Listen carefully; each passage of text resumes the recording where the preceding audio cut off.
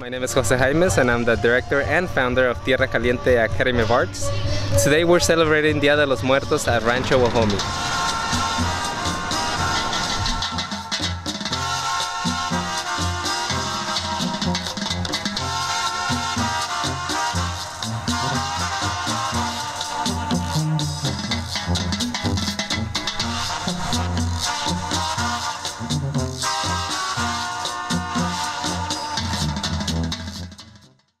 So Rancho Guajome is a historical landmark that we have here in Vista, and besides the scenery, which is the old hacienda kind of look, it gives a great background to the celebration, or it's a great connection to the celebration because it's a connection with the past and the present.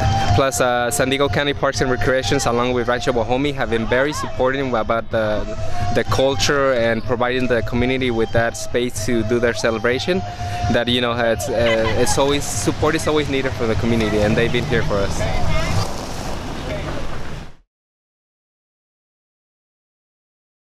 Dia de los Muertos is one of the major celebrations that we have throughout the year, and especially the youth, they get to learn a lot about it because of the artistic component. For example, the Catrinas and the Catrine. You know, nowadays, especially in the media, especially the face painting, you know, something that is going around. And when you see that, you know, the face painted as a Catrina or as a Catrina, there's history behind that. And usually that history is connected to our celebration, the Dia de los Muertos.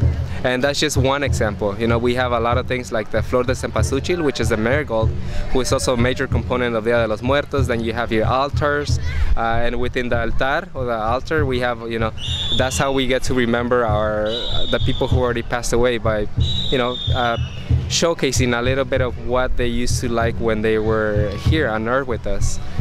So within the altars, then the music, the dance, the artistic part, which is the face painting or the Catrinas or the Catrine, all of those components are just little pieces of what Dia de los Muertos are and what we can, you know, share with our youth. Yeah, the vendors are a very important component of Dia de los Muertos. For, you know, we have the entertainment on stage, but we also need the community, which usually is the small business owners, to come and share a little bit of what they do. May it be food, may it be art, or may it be, you know, resources that they provide to the community. We have also a lot of non-profits here providing a lot of information for the community, because it's always needed, you know, that outreach to the community between the small vendors or the small businesses or the small non-profits organizations, you know, make that connection with the community. So, and they've been very helpful providing any resources that are needed for the event. This is our first year at the event at Guajome. So far I seem to enjoy the event. I like it. I'd probably come back next year.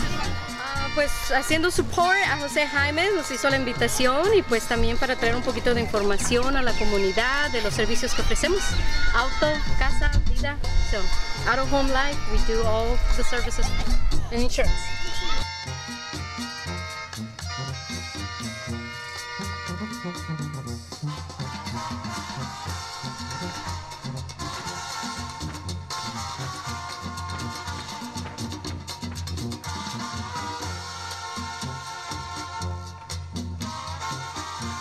So traditions are very important because it's, you know, your personal identity.